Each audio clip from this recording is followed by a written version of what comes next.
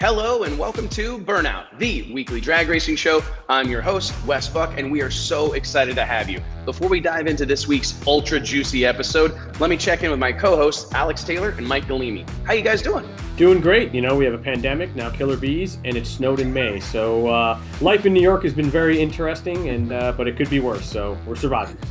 Is it that bad in Arkansas, Alex?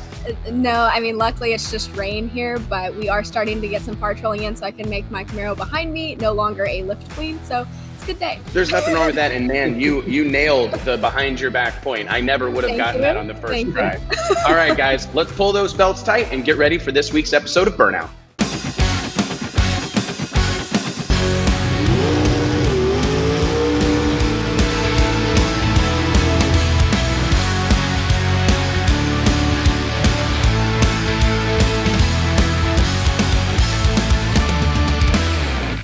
For the first time ever here on Burnout, we are literally surrounded by drag racing. How refreshing is that?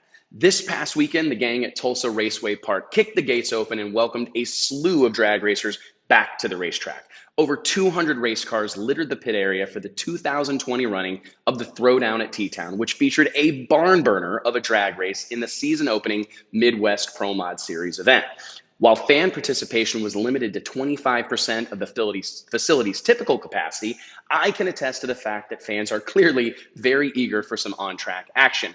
Social distancing policies put in place by Tulsa Raceway Park prevented the stands from being literally elbow to elbow, but based on the turnout, I feel that very well could have been the case if allowed. Now, looking forward, this weekend we have Keith Barry's infamous Woodstock 2020 going down at the legendary Darlington Dragway.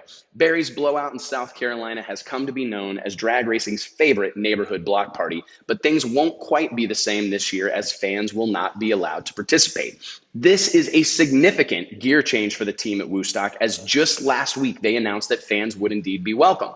Following a phoned-in bomb threat to a nearby circle track, Darlington Raceway, state officials went back on their decision and notified motorsports facilities in the state of South Carolina that fans are not to be admitted until further notice.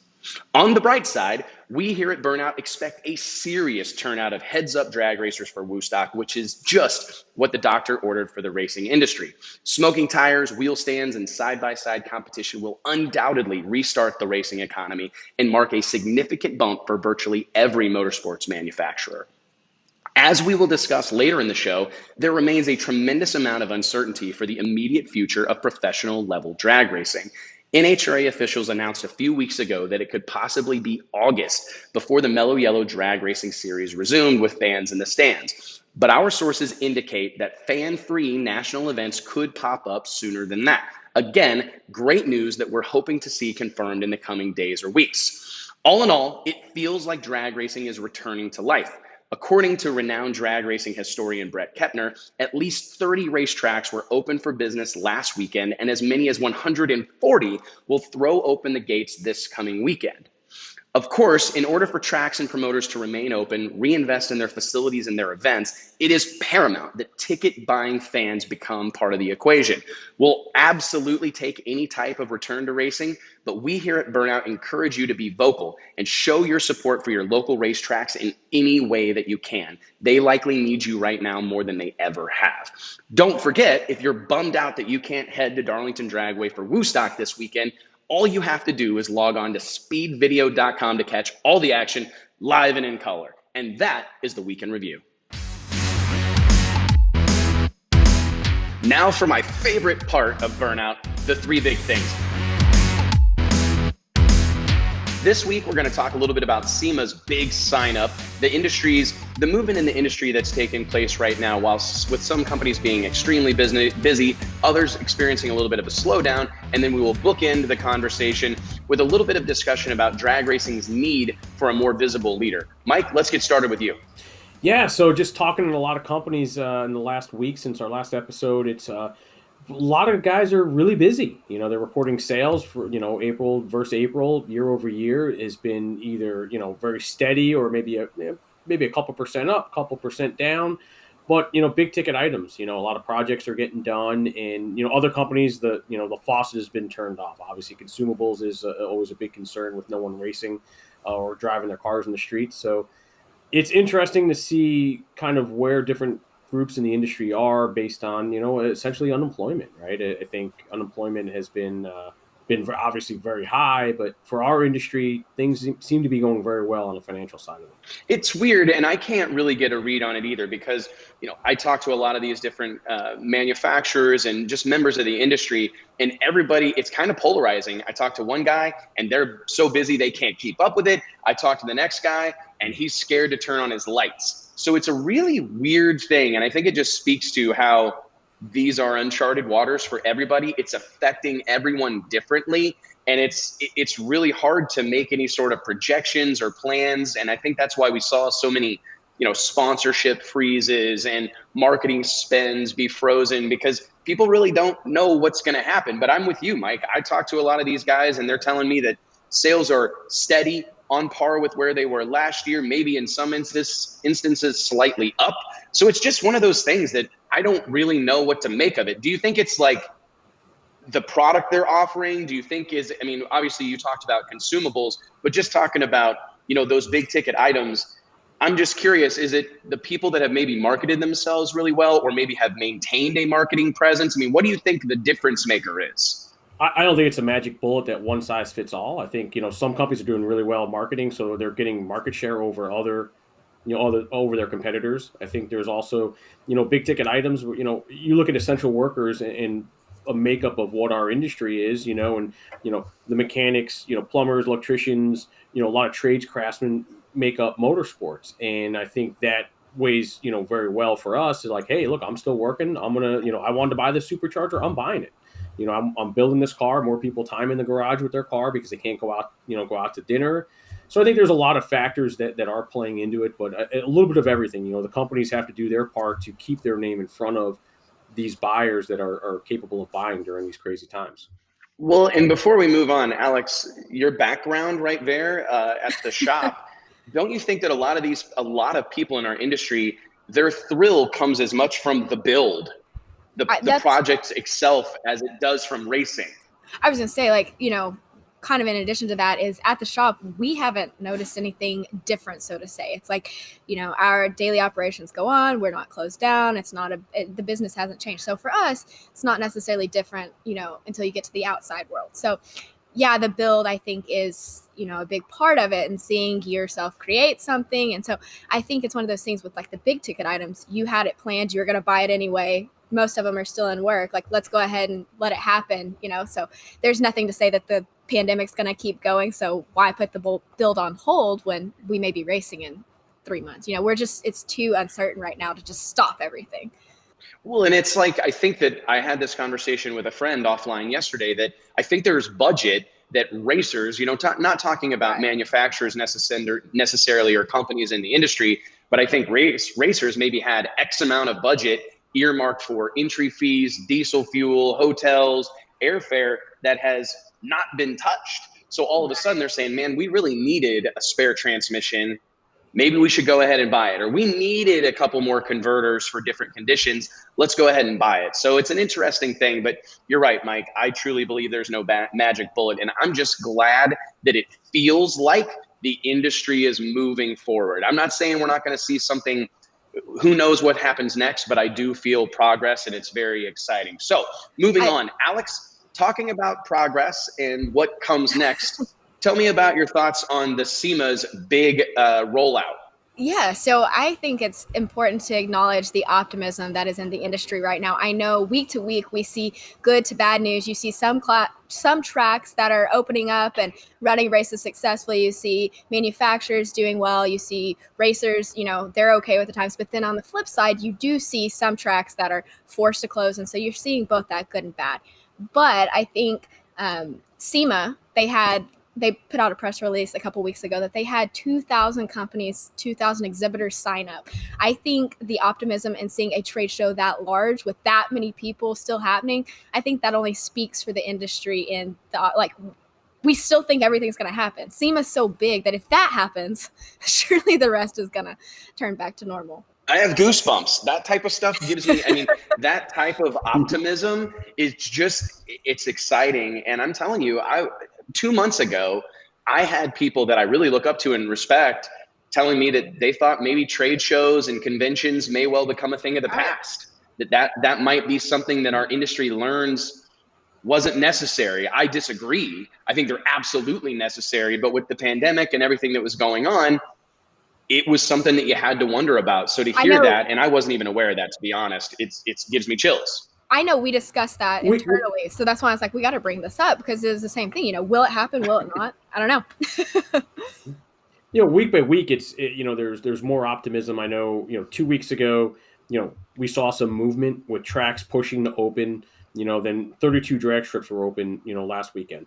This past weekend, I think there were more. They had a great race down in Darlington with bracket race, over 500 cars entered. And you're starting to see the OEs starting to loosen up and get back to business. We heard from one manufacturer that they're sending a media group out to an event we're having in June, where they had ceased, all of that. So they're starting to look forward, saying, okay, this will end. We have to get back to business. And, with SEMA being so far out, that's definitely on the horizon for a lot of companies. It's fantastic news, man. I mean, you think about what those events represent for our industry, and the business, the commerce that they create, and the really bringing together that happens at those events. I really can't imagine a world without them. So from your mouth to God's ears, Alex, let's hope everything trade show wise continues forward. So to bookend this week's 3 big things, I just wanted to talk to you guys a little bit. And, I don't necessarily want to call anyone out. I don't want to set the world on fire here, but I do think some open conversation is really required for forward progress, for movement in the right direction.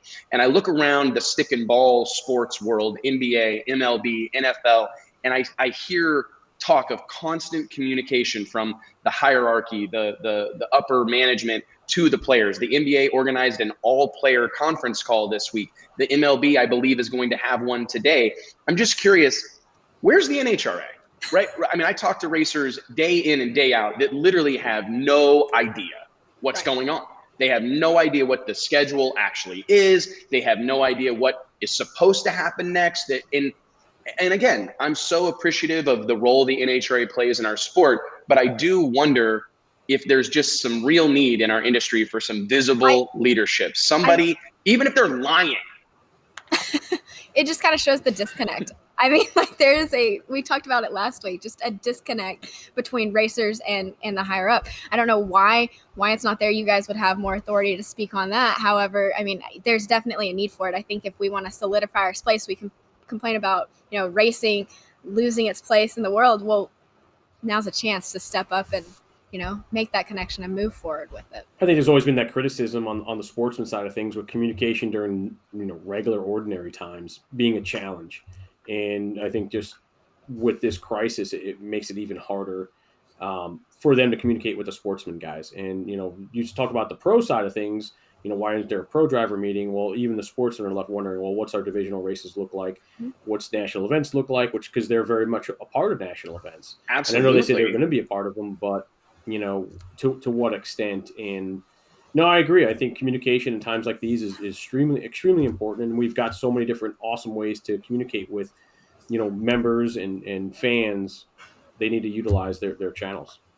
I mean, I look back, and again, I'm not trying to throw stones, but I do think that sometimes constructive criticism is required, right? And oftentimes I'm jealous of major league sports like football, baseball, basketball, because they're so willing to examine what's going on and call into question decisions that are made. And I know that maybe drag racing, despite being around for 65 years in an organized fashion, maybe there's a belief that we're not far enough along that we can take that criticism without crumbling. But I believe we can. And I just look around us and I see this constant effort to try to put people's minds at ease and engage with fans. And I look at the press release that the NHRA issued a week ago announcing that they would be further postponing the Mellow Yellow Drag Racing Series schedule until at least August. And it's like, there's not a quote in there. There's not a single, it's going to be all right, guys.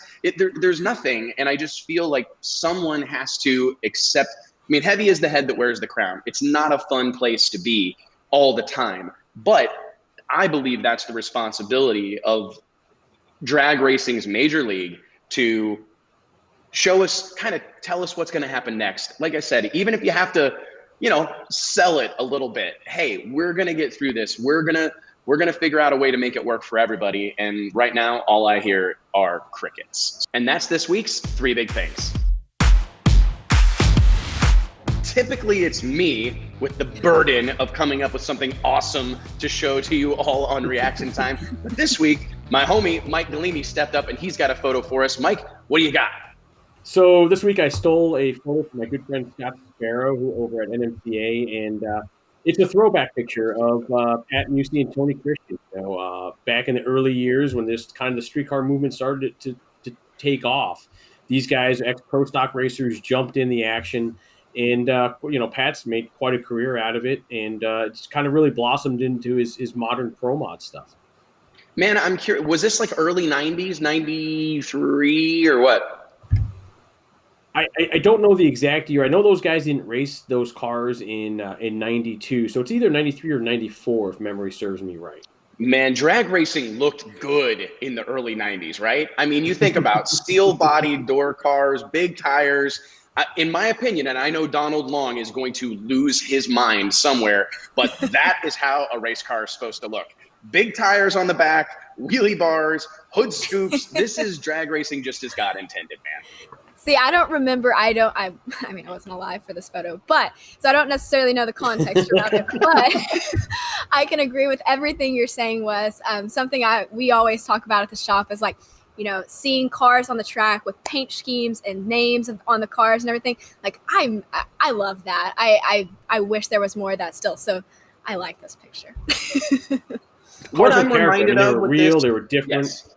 Yes. You're right, Mike. The character, talk about that. You were there because that's something that I saw that it kind of extends beyond the cars themselves, is that Pat Musey, Popeye, and Tony Christian, not only were they fierce racers, but they were fully prepared to embrace this persona, or their personas, or these caricatures of who they really were. You had a front row seat for a lot of that. I mean, these guys would talk the talk and then go walk the walk.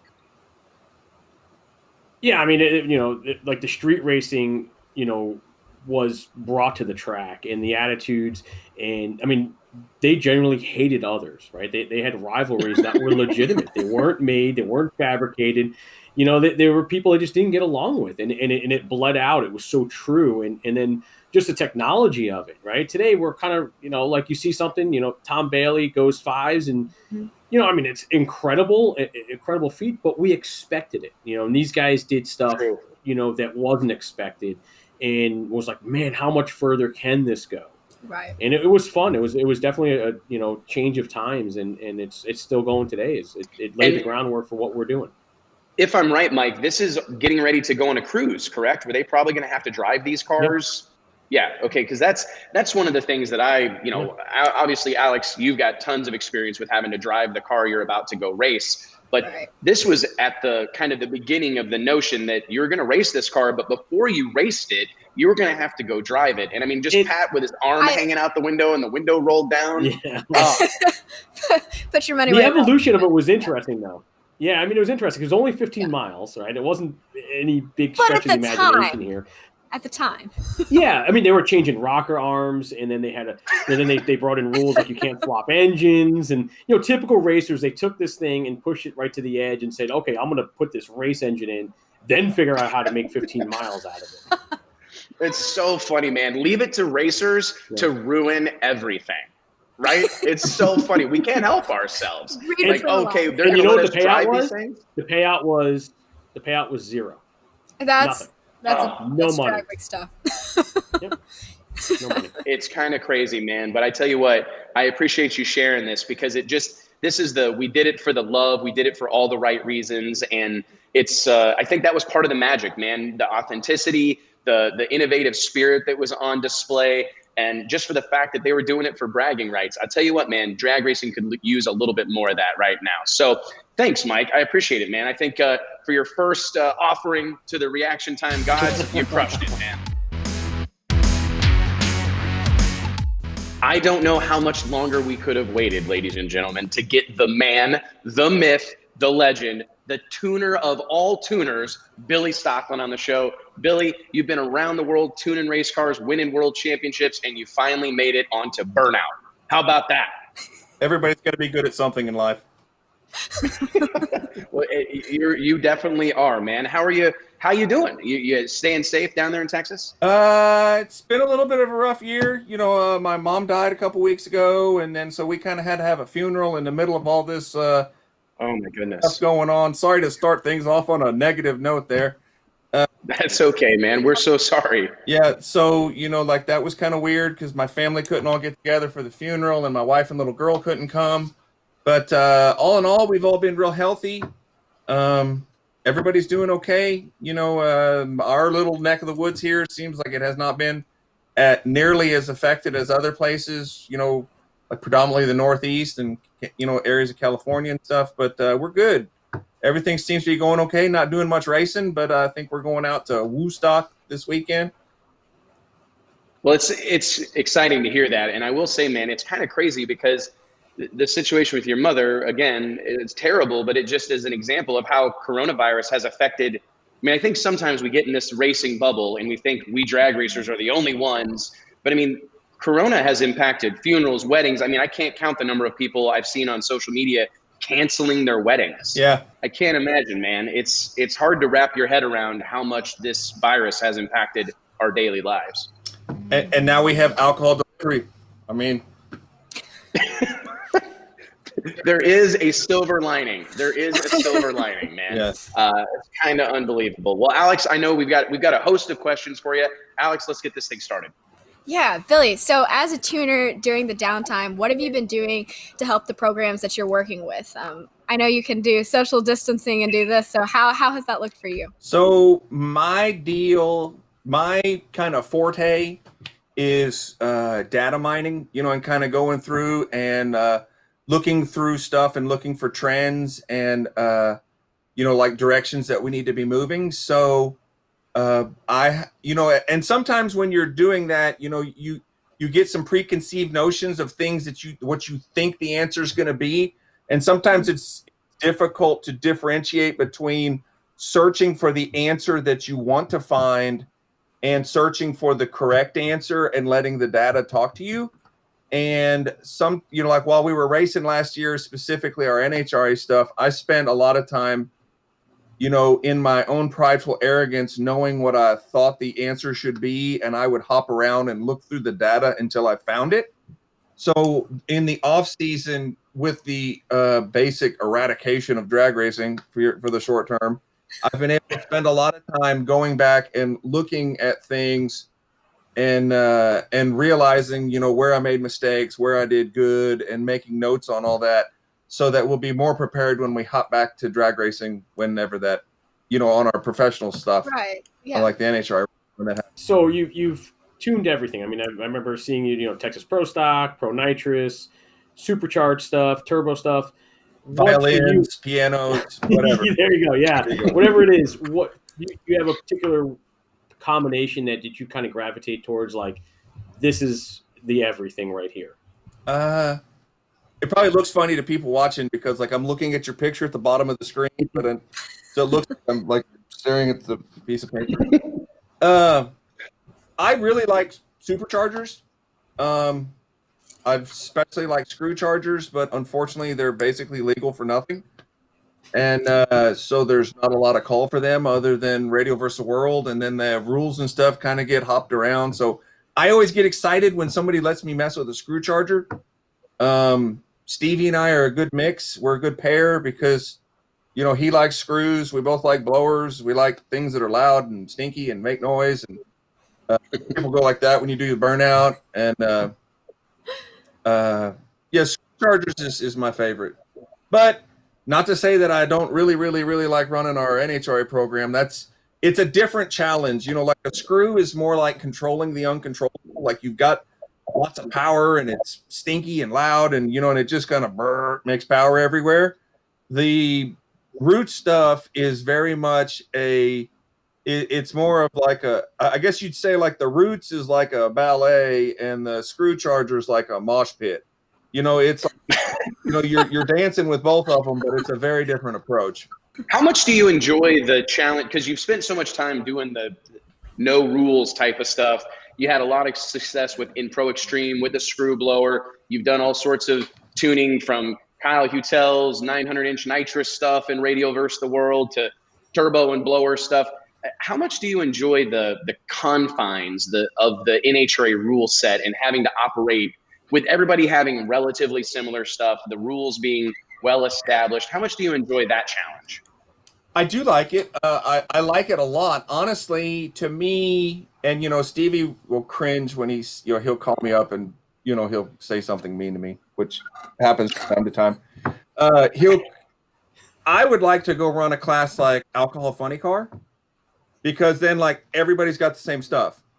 In NHRA, you've got, okay, so like this year, we basically have lopped all the races off the beginning of the year where the blower is going to have some sort of performance advantage. And we're going to start off, in a time and a bunch of tracks we don't have a bunch of experience in. So like this year, and I feel like even to myself, I feel like I'm making excuses before the season starts. I'm not making excuses. I'm just saying, like, when you roll into Gainesville and the DA is 200 feet and it's 50 degrees and the barometer's 30-15, like if you got a supercharger and don't run good, you need to find something different to do with your time.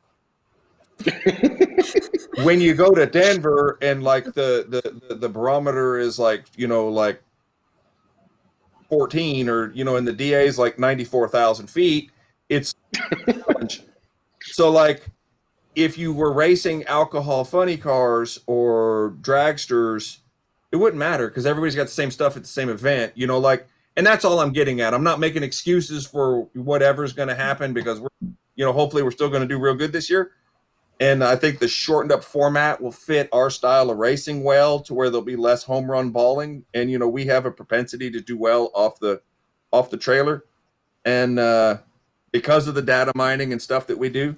But it does seem attractive to me at some point to race a class where basically everybody's got the same stuff, because like we always we'll go into a restaurant during the night like after the first night of qualifying or second night of qualifying, and Petty and his buddies will be at the other table and we'll be like, "Ooh, need a hoodie tomorrow, it's going to be nice and cool," stuff. And I'll see him in the lobby of the hotels in the morning, and I'll go, "Ooh, it's kind of nipply out," kind of picking on them about that the weather's getting good, or they'll pick on me about, "Hey, saw the barometer tanked, y'all might as well leave the blower car at home." And then it's true though, right? I mean, and I'm wondering, I've thought about that before and I think people know that I'm a door slammer guy. And I do have a place in my heart for Pro Mod for sure, but Pro Stock as well. And I think that's kind of one of the things that class doesn't really get maybe always the credit that it deserves, because everybody kind of has the exact, I mean, obviously some people have a better engine program or whatever, but everybody has the exact same platform. The cars all weigh the same. And I think you really get to see people who's good at this, like who's really good at this. And I'd love to see somebody, I mean, because you guys flexed in Pro Nitrous, right? You've done that when everybody has relatively like combinations. Yeah. And it is something like like Pro Extreme, same deal. You got to find something to focus on and be good at it. Like if you were like really good at having perfect hair every day or something like that, Wes. What can I say, man? Yeah, I've got a really good Pro Stock hair program. I don't know what I'm not going to feel bad about it. Not now, not ever. I'm going to own it. Don't hate me because you ain't me. Yes, something like that, man. Okay. Well, I'm curious. Hang on. Back to racing. Yeah, Alex, dive into this thing. Yeah. Okay, so to kind of wrap this up, how do you see the future of Pro Mod looking now with all the major types of power adders being represented? I think that, whenever you throw a new power adder in there, I think there'll be some ups and downs. Like they will, like there'll be times when they have an advantage, and then there'll be a rules change and it'll be too much. And then, it'll kind of be hopping up and down, and they'll kind of swing things around. And, I like having lots of different power adders for the exact opposite reason of, why I like to do some of those other classes, in that it does make for a lot of diversity. It makes for a lot of, fun stuff. It gives a lot of opportunities for different fan bases. Everybody loves pro mods. It's got a little something for everybody. It's so true. No, it's so true. And we'll close this with this. And this wasn't a scripted question that we had, but I'm just curious because on that note, how do you see pro mod kind of changing? Because you guys have been driving the bus on introducing, and for those that don't know, yourself and Phil Schuler and Stevie Jackson collaborating to tune the Bahrain 1 Racing Pro Modified Camaro. You guys won your first world championship in NHRA competition last year. I'm curious, do you see this transition happening that I'm seeing where you can't be a hobby racer anymore? And I don't say that as a negative, it's not a negative connotation, but there are guys that have outside businesses and outside lives. And then there's guys like Stevie Jackson and his camp where they race. I mean, there's a big difference between those two kind of approaches to drag racing. And it would appear to me that you better be prepared to race a lot if you want to win in NHRA Pro Mod anymore. I think that you're going to see, and we were going to see in Orlando, Gainesville, you're going to see a bunch of local, and when I say local dudes, I don't mean it in a negative. Yeah, it's not a negative thing. You're going to see a bunch of guys that you don't normally see racing on the nationwide trail, that they are used to racing 8th mile, and they see the times that we run 8th mile, and they think, well, I can do that. And the going up and putting together a quick 8 event of running to the 8th mile 3 or 4 times is the tip of the iceberg of racing on the level that, the teams we race against do. It's logistics. It's keeping your parts together. It's not even about having a good tuner and a driver. It's about how everybody's getting along, taking, like if you kill yourself on the way to the racetrack because you're arguing about if you're going to get nuggets or fries or, it's such a diverse thing. And then my biggest fear is a lot of these guys may have licenses, but they don't have a lot of experience going 250. And they don't have a lot of experience in the shutdown, knowing which track is short, which one isn't, which track you bounce around in the shutdown. And my biggest fear is you're going to see a bunch of guys, now that we don't have grade points, you're going to see some dudes wad up some hardware, and hopefully we don't see anybody get hurt. And I'm not saying that I think the guys aren't qualified.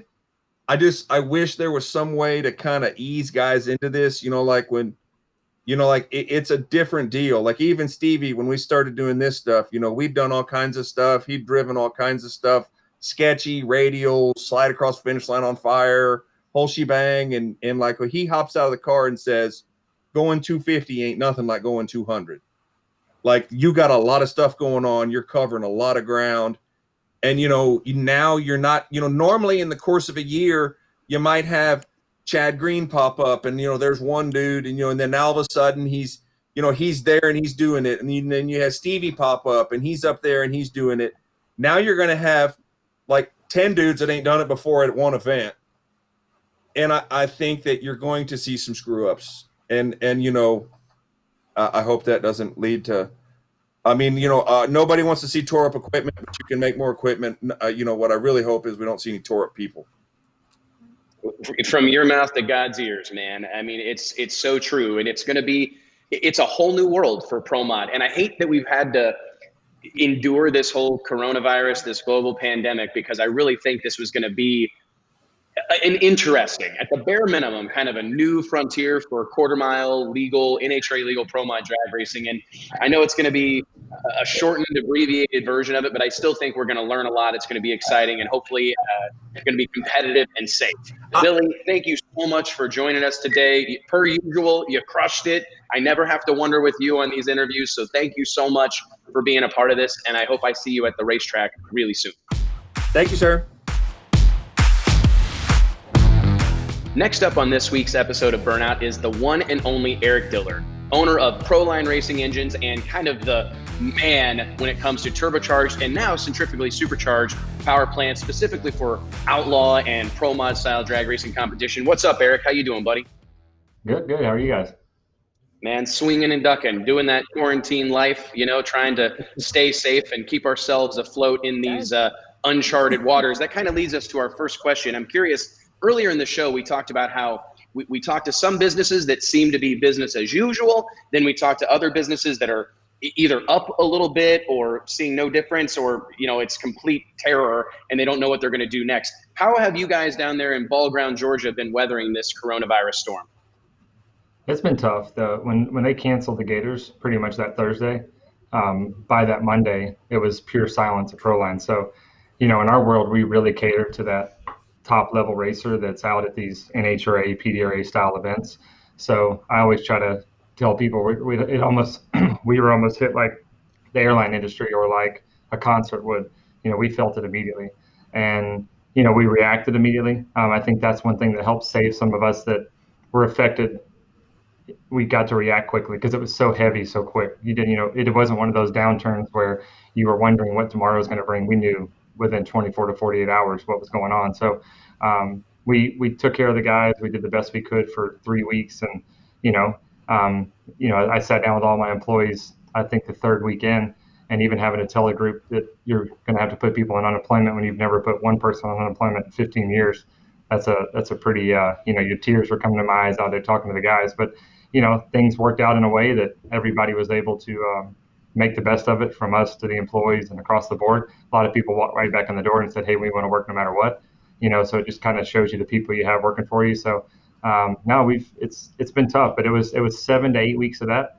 And these last 2 to 3 weeks have shown, just with the hype of we're going to go racing, we've started to see that upturn and it's starting to come back. So how do you think this break in racing is going to affect in the long term? Do you think it's going to be more just a short-term impact? Is it going to be a long-term impact as far as racers spending money on as soon as kind of the third or fourth week settled and everybody kind of knew where we stood, and we started out with it just being a health crisis and not a financial crisis. And then as the fifth, the sixth, the seventh week, everybody's like, well, this could get into a little bit more of a financial crisis than we thought. But what's interesting is, here we are already on the upturn, and I've already sold 3 or 4 engines in the last 2 weeks. We've had a lot of engines dropped off to be rebuilt. We're holding true to our pricing, and people aren't trying to really, they're not really trying to aggressively change that, which, you don't know when you come out of this. It's like, hey man, we can do this, but we're not seeing that. People are respecting that. And I think that's, if that's the case with us, I think it's going to be the case kind of across the board. So it's for us, as bad as it was for 8 weeks, it's starting to look like the light came back on and we're kind of almost back to business as usual. We're just waiting for the attrition rate on parts. Nobody's racing. So we're not seeing that end of it, but that'll happen here. You do, between last week in Tulsa to Woodstock to COVID-8 to all these things, and that'll turn itself right around. So through those 8 weeks of downturn and quietness, what have you guys done at the shop? Have you tackled any major projects, whether it's, increase the efficiency of the shop in terms of workflow, what projects did you guys look at, R&D, anything like that, or did you guys just kind of hang out? Mainly, we pushed R&D back because we knew without the racetrack development, you can only do so much on the dynos with the horsepower combinations we're dealing with. So we really worked on efficiency. We've grown a lot in the last 4 to 5 years. And it seems like no matter how many people we hire, we're still chasing it every day. So for us to get that break, we've brought on a few employees that have really helped us on the strategic side of running our business, from just processes, procedures, policies, organizational structures. And I think we've taken Proline over this last 8 weeks, and probably, it's crazy to say this, but it was a blessing for us. We were doing so many things I think in the industry, I feel we do a good job of what we do, but internally we felt like we were failing in a lot of areas. And I think that's that push to just keep doing better. But we've spent so much time over the last 8 weeks with a good group of core people here in our management group to take Proline, I feel, to a level that we would have never been able to before without this break. And we're rolling that out with all of our employees now. From, cleaning up and doing all that's one thing, and it's great, but running a better system, having we now, when our guys leave, they've got a pre-race checklist they never had before. We had it, but it was never really implemented the way it should have been. Now everything's on Google Docs, it's on forums, it's drop downs. They can click every box they need to. When they come home from a race, they have to do a post-race team report. Where'd you go? What'd you do? What'd you take from the trailer? Who'd you borrow from somebody else? What's the rig need? What's our drop dead dates on parts to be back in your pit before you leave again? When they submit that form, it goes to the team owner, it goes to the car chief, it goes to every crew member. So we've really taken that same concept in every single department of our business and just changed the whole face of how we run Proline every day. It's crazy, man, because that's the thing that I think is so cool about racers being problem solvers, that people such as yourself, and I feel I've very much experienced a similar thing with my own businesses, is that like we've got to find a way to identify some sort of silver lining to this very rare moment to plan and improve, because it's that thing we're so often, I mean, I think I can speak for all of us, that we spend so much time executing, like in the throes of things, that there's no time to examine processes and improve them, to kind of, you know, bookend this and go back to racing a little bit. I'm just curious, one of the things that I've always believed is the most important thing for drag racing is successful promoters. And spending a couple of months where there are no races, and have you maybe been, have you seen that, or kind of had any sort of realization that like, man, none of these businesses can do what they really want to do or should do without places for these guys to go race? Because I think sometimes in the past, places to race have been like an expectation. You know, there's always going to be somewhere to go race. If this goes away, there will be that. Well, we all lived through a couple of months of there being zero options. So I'm wondering if all of us in the industry will have a newfound appreciation for really quality places to race for our customers. Right. No, and I agree. And my motto from early on, our marketing strategy has always been through the actual promoter. We've been with Donald since his first race, and we've been there for him the whole thing. So we've been with PDRA, we've been with, you know, Orska back in the day. Our big thing is where we spend our marketing dollars and standing behind our product and promoting the promoters. You know, so we want to make sure we're funding those races, because without those races, we don't have a business to support. So we chose that early on. And I think that goes to say that like we really believe in the people that put on these races and the time and effort it goes into it. That, you know, we see that, and we saw that before now, but like you're saying, you see it a lot more when you don't go anywhere for 8 weeks, and how that affects your business. Because we were at a absolute standstill. We don't deal with. It's interesting because I'm on both sides of the fence, because, you know, I work a lot with the guys at Fuel Tech, and, you know, when you've got a price point from $0 to $2,500, we were still servicing a client base, and it was good. And with us, you know, there's not much that starts below $2,500. So that all changed, and because of that, the race is not happening affected everything to do with what our day to day. So yeah, I see that definitely before, but I see it a lot more now. I'm curious, do you think that there will be, what do you think that an NHRA national, if you can look into your crystal ball, Eric, and I don't mean to put a bunch of pressure on you to call your shot here, but how different will an NHRA national event look in terms of participation if it is indeed August before we return? I mean, do you think we'll see an influx of a couple of cars that maybe saved some money, or do you think we're going to see people have shelved their program or sold out? We've had a lot of discussions about that here, and I feel that from the ProMod standpoint, I think you're going to see just as much involvement as there was before. I don't really see that changing much. I think from the pro teams and from marketing, you know, a lot of those teams are driven off marketing dollars. So, you know, if a company can't see the marketing investment to put it into NHRA right now, they might have already shifted that money somewhere else, because it's just not warranted to go into that avenue. So if that's the case, how many pro stock and, you know, Top Fuel and we need those cars, no matter how much all of us pro mod racers, it's a great class. Right. We all are so passionate, love it, but the fuel teams still bring in the fans. So we need the companies out there that do support those types of pro teams to be involved. So the pro mod racers, I think, are going to show up and be ready to go and be probably more, like you said, more than less. Pro teams, I think, is going to be the issue if we have any. I tend to agree, man. I tend to agree. Well, Eric, thank you so much for joining us, man. I think it's remarkable what you guys have done. You mentioned being in business for 15 years. It's hard to believe it's been that long since I met you in Huntsville, Alabama, behind the wheel. I think at that time, Todd Berry's twin turbo limited street Mustang. My goodness, it's been a hot minute. Yep. Oh my gosh. Well, hey, congratulations on all your success. And I'm glad to hear that you guys have been able to weather the storm. I'm not at all surprised, man. And I hope we get to see you at the racetrack very soon. We have a brand new segment for you this week on Burnout, Racing Review, a look back at the past weekend's drag racing events, which we are very excited to roll out because it means that we're back to drag racing. This past weekend at Osage Casino, Tulsa Raceway Park in Tulsa, Oklahoma, Keith Haney and Todd Martin held their notorious Throwdown In T-Town, a collection of door slammer drag racing, bracket racing, and everything in between. And myself and Alex Taylor both took the time to go spend a little bit of our weekend at Tulsa Raceway Park. We want to spend a little bit of time now talking about the happenings in Tulsa. And I got to tell you guys, just to begin, how cool is it to be talking about a race that happened this past weekend? I didn't know if it was ever going to happen. Like, it's happening. It happened. We're back. That's awesome.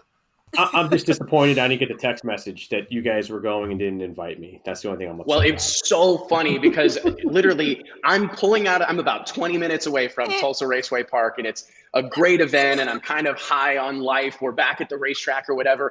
And ding, it's Alex. Hey, I just got here. Where are you? And I'm like, well, I'm like 20 miles away from the track headed home, bro. So I hated that I didn't get to hang out with my co-host, Alex Taylor. But again, I was just so excited that racing is even happening. It felt, I mean, genuinely, I started to wonder, like, is this going to happen this year? Are there going to be events? And the fact that, I mean, God bless Oklahoma. I don't know. There's a little bit of me that has a little bit of nerves and anxiety about it. But I rolled in the gates of this place, man. I was met by truly excited, happy people you could tell were just living their best life. There were racers everywhere. I don't know what the official car count was, but it was somewhere between 200 and 250 race cars. There were 31 cars there for the Summit Motorsports Equipment, Summit Racing Equipment Midwest Pro Mod Series, a bunch of top sportsman cars, a ton of top dragsters. It was incredible. And there were fans there. And I didn't know when that was going to happen. And to be honest, it was really well attended. I mean, people were doing their best. Obviously, this is weird, right? It's weird for everybody to try to implement these social distancing things, but I got to, tip my cap to Todd Martin and Keith Haney, the owner operators of Tulsa Raceway Park, because they had, what did they have? Sections of the bleachers that were like X'd out, right, Alex, that you couldn't sit in. Every other one. Al Tucci's on the PA, perpetually announcing to keep your distance. And you could tell that it wasn't, I mean, I know personally I'm like a hug, high five type of guy, handshake type of guy. And it was weird to go to a race and have everybody kind of be like, there was some weirdness, but I think they pulled it off, man. They really pulled it off in fine fashion. And I think, I don't know, it's just exciting because I felt the pent up demand. I thought it was exciting because something we've discussed and looked at and just talked about is how is racing going to look when we go back. And so, like, I gotta admit that going over there, I'm like, are we gonna be like, is anyone gonna talk? Like, I'm just gonna be walking around the pits. Like, how is this gonna work? Is everybody gonna be stuck in their trailers? And it was so refreshing to go and see that, it looks like a race. Everything's still happening. There's fans, like you said, a great car count. It felt like a race. There was nothing different except a few precautions taking place. And so that's exciting to know that we still have racing. It's not changing. It's going to be the same, with just maybe a little cleaner. It's the first step, right? And I think that as a society, with everything we do, that first step's always going to be that cautious one. Should you take that first step? But somebody has to. And it's good to see a lot of drag strips opening up. And what that's going to do for everybody else is, look at the template that they've built and say, okay, what went well? And a lot of, there's so much more communication between promoters and racetrack owners through this to help each other, which you didn't see before this pandemic. So true. Really positive. And it's going to be like, okay, so what did you see wrong? What could you do better? And really, Monday morning, armchair quarterback this thing to where it's, going to be great for the rest of the industry because now someone took that step and we can identify different changes. There's no playbook on any of this, and we need to get something done. We're going to turn silver lining like into a drinking game here on Burnout because I say it a lot, but it's cool to see that, right? Yeah. That's one of the things that I was such a, heartwarming kind of happening that has coincided with the coronavirus pandemic is all these promoters calling each other. We spoke to Russell Miller here a few weeks ago on an early episode of Burnout where he was talking about calling the other drag strips in South Carolina and trying to help them get open. I don't know that there's any other situation where that would have happened. And I talked to Keith Haney and Todd Martin down in Tulsa, and they're going, we've been on the phone with this track and that track, and we're passing around ideas. And what's good for one track is likely good for every track. So I hope that everybody was paying attention and we can learn from, whatever missteps. I actually had a candid conversation with Keith Haney this morning, and he was telling me, like, hey, we feel we did pretty good, but there's plenty of room for improvement. We thought about things that we should do, additional security, whatever it takes. And it's really refreshing to go drag racing. And I'll tell you, it would be a crime not to mention that the racing itself, like, forget coronavirus, forget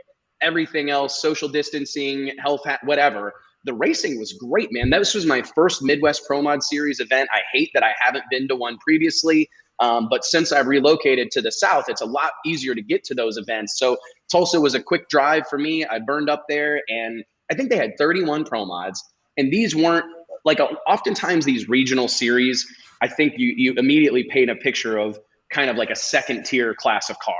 Not the case. I mean, this is Proline twin turbo Hemi, screw blower Hemi deals, Frankie Taylor, Aaron. I mean, it was legit high caliber racing. There was some NHRA regulars there. Scotty Oxis from California was there.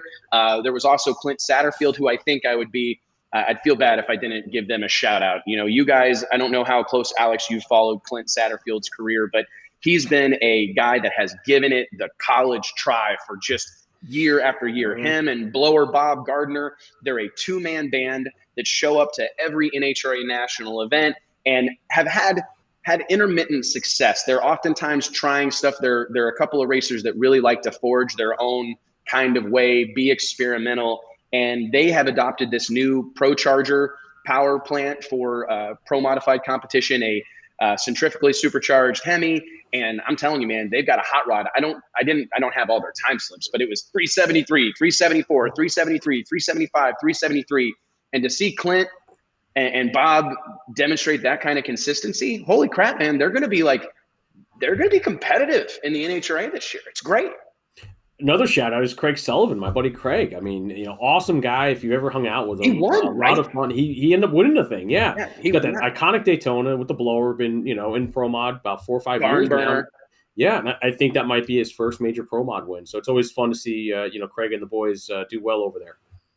It was cool, man. The car count. Oh, all the street outlaw guys. That's streetcar guys, Alex. We're not leaving you out. But there was, I think I promised myself I would never say this. Daddy Dave was there. I'm referring to someone as Daddy anything is frustrating for me. But anyways, Dave Comstock, popularly or better known as Daddy Dave, Sean Murder Nova Ellington, Chuck Sightsinger was there, a host of the Street Outlaws. I think they contributed to the fan turnout.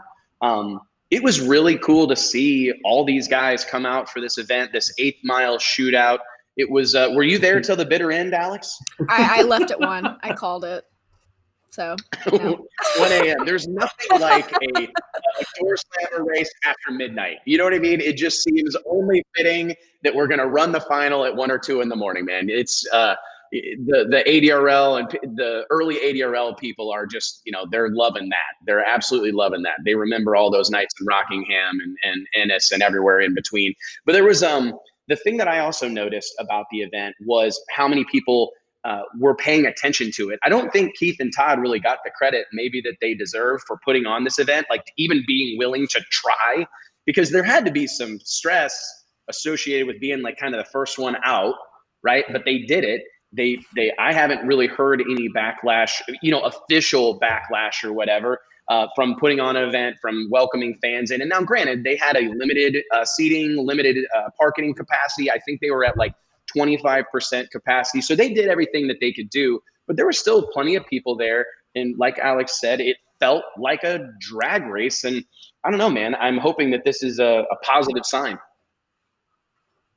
Oh, it definitely will be. And like I said, it's going to be a script for a lot of folks to look at and say, hey, what went wrong? Give me some tips here on how to pull this off. And that's what we need is that first step is going to be the biggest one. Just one more thing. They also will too, but they were even doing pay-per-view. So they're bringing attention to it. So they had to be fairly confident in what they had in place. So I think that's awesome. But Something else to bring up is earlier in the show we discussed about how, where is that power that be that higher Absolutely. up that kind of speaks and, is the voice for everyone to look at. I think right now, like speaking about how tracks are going track to track to track, it's almost like we're going to have an industry, come together, and somebody's going to emerge out of this to be the one that, we're going to have a group that maybe people can look to, and maybe there'll be that higher voice. So maybe that's another silver lining to this is, there'll be that higher power. Take a shot. Everybody take a shot out there in the World Wide Web. Everybody take a shot. But to your point, Alex, I spoke with Keith, and he shared with me some of the pay-per-view numbers, which this is kind of like a nobody knows how they're going to go. Nobody completely, it's not something that gets talked about a lot, but I can tell you a lot of people bought that pay-per-view, more than you think. And it's like, holy cow. I mean, I think it just speaks to people dying for racing content. We want to see smoking tires. We want to see wheel stands. We want to see cones get smashed and records get set and everything in between. So kudos to Keith and Todd and the whole team. It's Jimmy Boyles, Ellen Eschenbacher, everybody at Tulsa Raceway Park in the Midwest Pro Mod Series for, having the intestinal fortitude to step into the batter's box and swing that thing. So anyways, that's it for this brand new segment on Burnout Racing Review. And that's it. It's a wrap for another episode of Burnout. Thank you guys, Mike, Alex. I think we are coming into our own. I say it every weekend, but the guests this week, Billy Stocklin, Eric Dillard, crushed it. Incredible insight from those guys. It felt so good to talk a little bit about racing. Mike delivers the throwback reaction time photo. We get to talk steel body pro street cars. I don't know if it gets any better than this. Next week it will. We can only hope. We can only hope, guys. Well, thank you so much for joining me, as always. You have a point. Stay tuned, guys. We'll be back next Thursday for a brand new episode of Burnout.